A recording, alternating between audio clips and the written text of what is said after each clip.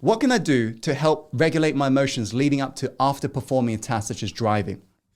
I have a knot in my stomach and experience digestion problems, which I think is linked to driving. Sometimes I don't want to drive or practice parking, but I know I must be disciplined in order to improve. So to put simply, Paula, you got to remember this. Your mind is an anticipation machine. And the reason why is this.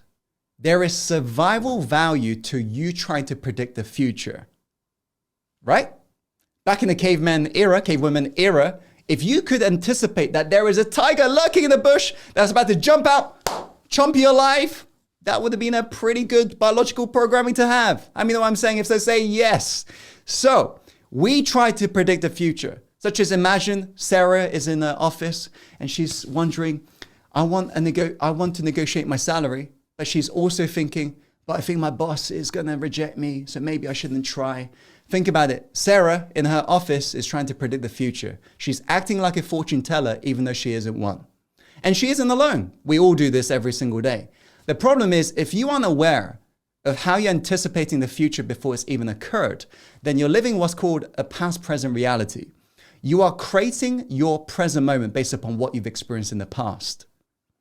Because what ends up happening when you anticipate pain in the future, you create what's called anxious apprehension, which is a root cause behind the digestion issues.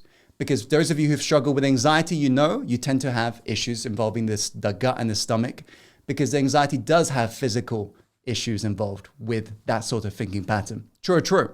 So when you're anticipating, I'm going to do bad, I can't do this, it's going to be scary, then you're anxiously apprehending. So imagine you're about to speak up in front of everyone at a meeting and you expect that to be pretty bad. Are you going to be pretty anxious when you're speaking in front of everybody? Yes or no?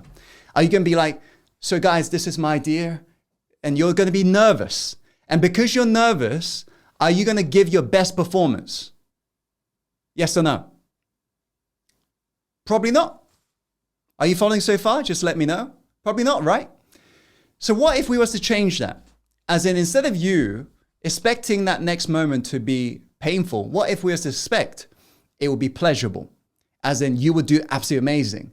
Then what you trigger in that moment is what's called joyous apprehension. How many of you have ever booked a holiday before, and leading up to that holiday, you're like apprehending it so joyously. You're like, oh my, I can't wait. I can't wait for the holiday. It's going to be my best day ever. And it tends to be your best holiday ever. Isn't that true? How many of you ever booked a restaurant with a friend and you're like, oh my God, this is going to be the best meal ever. It tends to be the best meal ever. So you are predicting the future. Is everyone getting this? The problem is most of us are caught in what's called narrative thinking. The narrative thinking stems from your story. And your story is worth examining because your mind's creating a story right now. And without you examining a story, you're stuck in what's called a storyline of your life. Meaning this movie called My Life will never change because you're stuck in the storyline of how you got to behave. Making sense? So observe your story, get off the storyline and begin to distance yourself away from it.